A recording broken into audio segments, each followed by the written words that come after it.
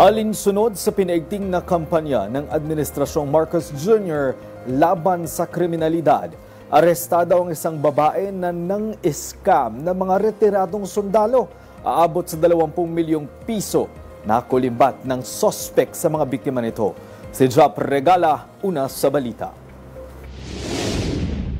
Arestado ang babaeng suspect na ito sa isinagawang operasyon ng National Bureau of Investigation matapos makapanloko umano ng mga pensioners at iba pang individual.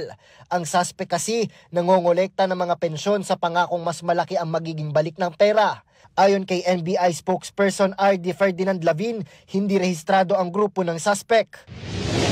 The company is not authorized by the Securities Regulation, our SEC, Securities and Exchange Commission, to solicit investment.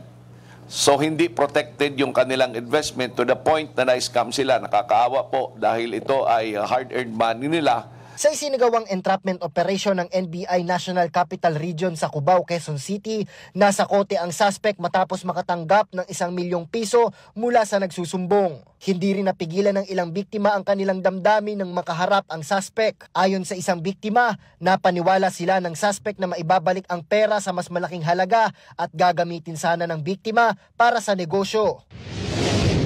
And then nangako naman siya, binigyan niya ako ng kontrata. Tapos binigyan niya ako ng mga post-dated check. So, naisip ko na, mababalik naman pala yung pera ko. Pero unfortunately, yung mga cheque po, tumalbog po yun. Karamihan sa mga biktima ng suspect ay mga retiradong sundalo na pinangangakuan ng suspect ng 10 to 15% na tubo kada buwan. Mayroon kami agreement na ibibigay niya sa akin yung 50% buwan-buwan.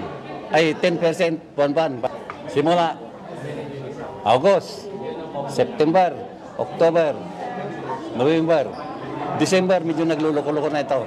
Aabot na sa humigit kumulang 20 milyong piso ang halaga ng nakulimbat ng kumpanya ng suspect at maaari pang tumaas ang halaga sa oras na lumitaw ang iba pang mga biktima. Panawagan din nila maibalik ang kanilang pinaghirapang pera at mapagbayaran ng suspect ang kanyang ginawa. Ayon sa NBI, dati nang may mga kaso ng swindling ang suspect pero nakapagpiyansa rin sa ilang kaso nito. Sasailalim ang suspect sa inquest proceedings at mahaharap siya sa kasong swindling o estafa. Mariin naman ang paalala ng ahensya sa publiko. Make sure, check with SEC kung itong nangangalap ng investment ay merong tinatawag na secondary license. It is not enough na registered sila sa SEC. Pag-ingat po, lalo na doon sa mga unauthorized, unregistered, at itong mga illegal schemes.